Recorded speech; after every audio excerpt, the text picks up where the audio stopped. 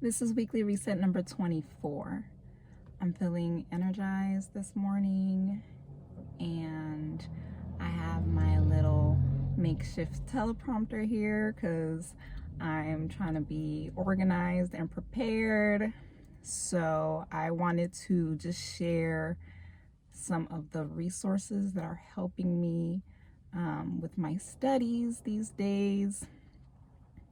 So I am using W3 Schools for my CSS application and CSS tricks to just continue diving into all that CSS is.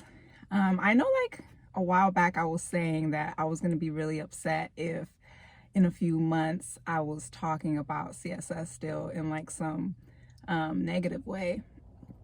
And I'm realizing that CSS does not end, and that's not a bad thing. And so I am just getting more comfortable with all that's involved there, and really enjoying actually filling up the page a little bit more.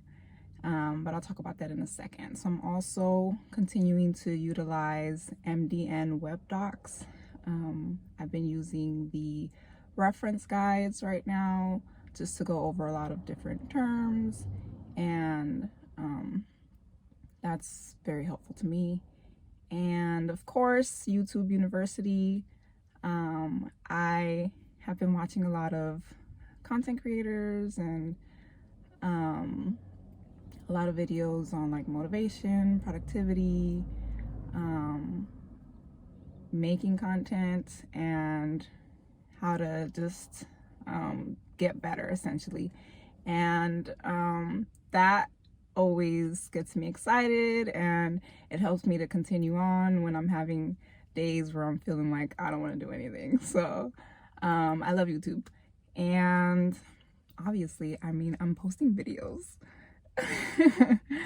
I also wanted to say that just on a side note that I went to the gym 4 times this week, and just being in there, being in the atmosphere with other people who are in there, whatever the goals may be, I just like to surround myself with people who are making positive strides towards accomplishing what they want to accomplish. So literally, like, as soon as I walk in and I hear the music and all the equipment and everything, like, it just puts me in this like yes mood, and that helps throughout the week.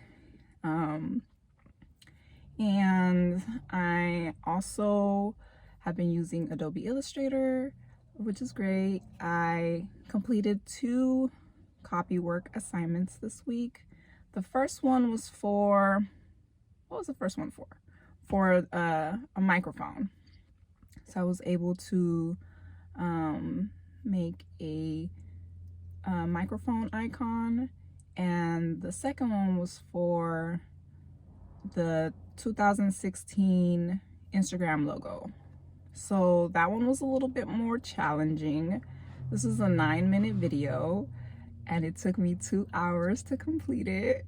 And I was having a little bit of difficulty in the second half of the video. So essentially there were 3 logos that I created, and the first 2 were pretty straightforward, and then the third one had some gradient effects, and that became a little tricky, more so because I couldn't find some of the tools, and then when I found them, I couldn't like apply the colors in the way that the person who made the video was using them. So it took me a little bit to get there, and I really had to like push myself because I was getting tired and frustrated, and I was like, I'm just gonna finish tomorrow, whatever.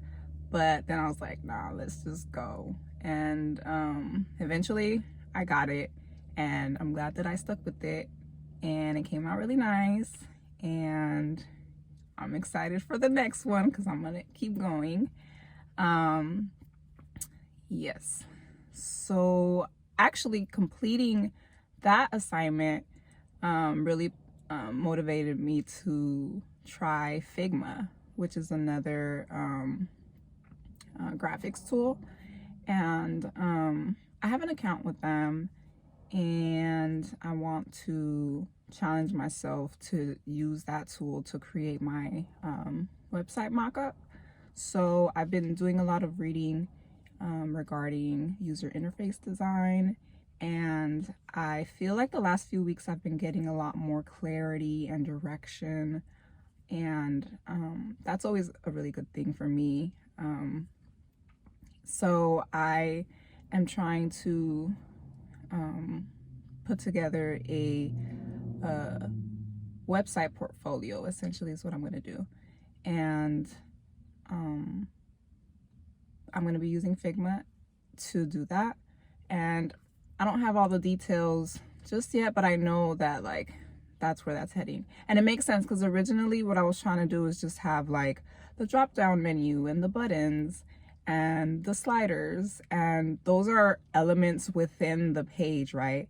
And so it makes sense to like be able to create them because that's what the user interacts with, is those elements.